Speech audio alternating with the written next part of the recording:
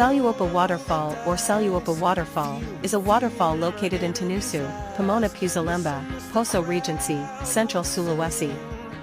This waterfall is approximately 12 kilometers west of Tentina City. Based on official data, the number of visitors to the Saluopa waterfall during holidays can reach more than 200 people, and during the new year it can reach more than 400 people.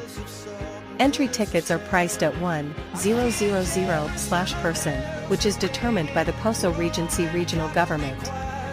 The Saluopa waterfall originates from a spring that flows from the top of a mountain with a height of 25 meters. This waterfall passes through mountain rocks on 12 levels which flows down to the lowest level, which ends in the small river of Labone village.